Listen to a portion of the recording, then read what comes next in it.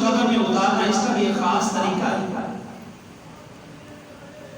قبر تیار ہے، اب میت کو قبر میں اتارنا ہے. اس کے لیے پہلے یاد رکھیں 3 اوقات ایسے ہیں جن میں نبی علیہ الصلوۃ والسلام نے نماز پڑھنے سے بھی منع فرمایا اور مردوں کو دفنانے سے بھی منع کیا. وہ 3 اوقات اتنا ایسا نہیں کہ بہت لمبا ٹائم ہوتا ہے، بہت مختصر تھا، 10-15 منٹ کا ہوتا ہے. جب سورج طلوع ہو رہا، سورج طلوع ہو رہا، نکلنا شروع ہو گیا ہے، جب تک تھوڑا سا واضح نہیں ہو جاتا اس وقت تک نماز پڑھنا بھی منع ہے اور مردوں کو دفنانا بھی منع ہے. دوسرا ٹائم جب زوال کا وقت ہوتا ہے، سورج کے ڈھلنے کا وقت ہوتا ہے، یعنی جب سورج بالکل درمیان میں آ گیا اس وقت تقریباً کوئی 10-12 منٹ 15 منٹ کا وقفہ کر لیا جائے. اس دوران میں نماز پڑھنا بھی جائز نہیں ہے، مردوں کو دفنانا بھی جائز ہے. تیسرا وقت جب سورج غروب ہونے کے لیے جھک جاتا ہے، آخری وقت جو ہوتا ہے سورج کے غروب ہونے کا، جب تک غروب نہیں ہو جاتا، یہ 10-15 منٹ کا جو وقت ہے اس میں نماز پڑھنا بھی منع ہے اور مردوں کو دفنانا بھی منع ہے. اب 2 طریقے ہیں میت کو قبر میں اتارنے. قبر میں اتارنے کے 2 طریقے ہیں. ایک یہ ہے جو زیادہ بہتر اور مناسب ہے کہ قبر کے پیروں والے جانب چارپائی رکھی جائے سیدھی اور وہاں سے میت کو قبر کی طرف اتارا جائے. یہ زیادہ بہتر طریقہ ہے. اور دوسرا طریقہ جو جائز اور ثابت ہے وہ یہ ہے کہ میت کے دائیں جانب، قبر کے دائیں جانب میت رکھی جائے سرحانے قبلہ کی طرف، اور وہاں سے میت کو برابر میں قبر کے رکھ کے چارپائیوں کو قبر کے برابر میں رکھ کے وہاں سے اتار دیا جائے. جو یہ طریقہ آسان معلوم ہوتا ہے. اس اوقات ایسے ہوتا ہے قبر کی جگہ ایسی ہوتی ہے کہ پیروں والی جانب کوئی اور قبر ہے، وہاں سے اتارنا مشکل ہے، دائیں جانب سے اتارنا آسان ہوتا ہے. تو جیسے آپ مناسب سمجھے بندہ یا جیسے ممکن ہو ویسے اتار دیا. لیکن یہ 2 طریقے اختیار کیے جاتے ہیں. تیسرا طریقہ اور یہاں پہ نبی علیہ الصلوۃ والسلام کے طریقے کے بسم اللہ وعلی سنت رسول اللہ یا بسم اللہ وعلی ملت رسول اللہ، یہ دعا بھی پڑھی جائے کہ اللہ کے نام سے اس میت کو ہم قبر میں اتار رہے ہیں اور نبی علیہ الصلوۃ والسلام کی سنت کے مطابق. جب آپ کسی اور طرف سے اتارتے ہیں وہ سنت بنتی نہیں. اور یہ جو 3 لب ڈالنے کا ہمارے ہاں رواج بھی ہے کہ ڈالنے چاہیے، لیکن یہاں پہ کچھ پڑھنا جو ہے وہ ثابت نہیں ہے. جیسے بعض لوگ پڑھتے ہیں مِنْهَا خَلَقْنَاكُمْ وَفِيهَا نُعِيدُكُمْ وَمِنْهَا نُخْرِجُكُمْ تَارَةً أُخْرَىٰ، یہ کسی حدیث سے پڑھنا ثابت نہیں ہے. بس 3 لب جو ہے مٹی کے وہ ڈالے جائیں اور اس میں بہتر یہی ہے کہ سرحانے کی جانب کھڑے ہو کے ڈالے جائیں. لیکن اگر لوگ زیادہ ہیں، سب کے لیے ممکن نہیں ہے، تو جہاں سے میسر ہو سکتا ہے. لیکن یہ آیت پڑھنا مِنْهَا خَلَقْنَاكُمْ، اچھا ایک ٹولہ ایسا بھی ہے ان کی اکثر کام کالے ہیں، اکثر کرتوت کالے ہیں، بلکہ سارے کرتوت کالے ہیں،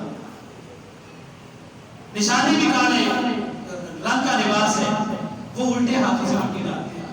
ان کی کتابوں میں لکھا ہوا ہے، کتابوں میں لکھا ان کے الٹے ہاتھوں سے 3 لب ایسے ڈالے جاتے ہیں.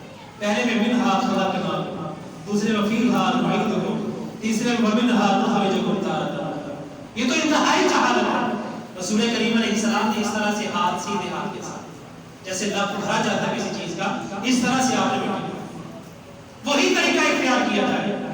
تو یہ قبر میں کوئی بھی اس طرح کا کام کرنا کہ جی وہاں پہ کسی سلیب کے اوپر یا کسی تختی کے اوپر کلمہ لکھ کے لگا دیا جائے یا کوئی اور چیزیں. اچھا بعض لوگ نا یہ بھی بدعت شروع کر دی ہے کہ میت کو قبر میں دفن کیا جا رہا ہوتا ہے تو ساتھ کھڑے ہو کے اذان دینا شروع کر دیتے ہیں.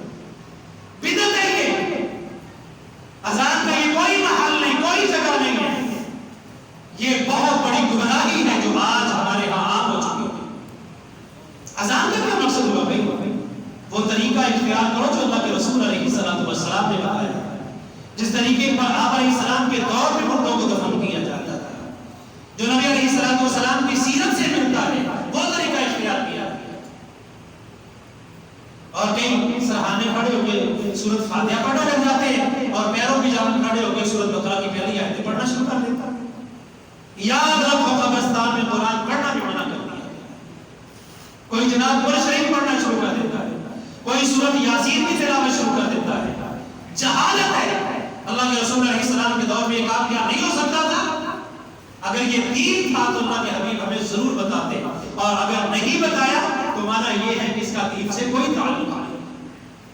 قرآن بھی تھا، قبر بھی بنتی تھی، پڑھنے والے بھی ہوتے تھے، لیکن نبی علیہ السلام نے ایسا کوئی کام نہیں کیا.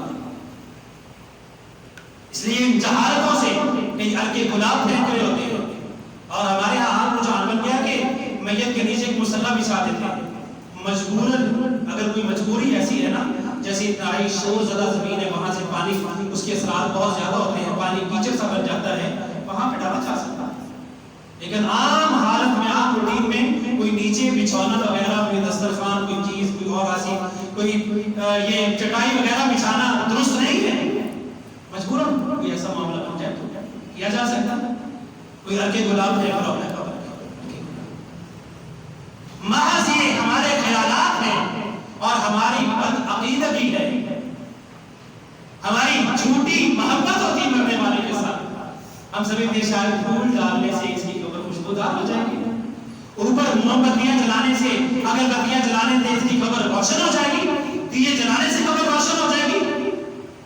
وہ تو منو من مٹی کے نیچے پڑا ہے، وہاں پہ روشنی کیسے جائے گی؟ روشنی کیسے پہنچے گی؟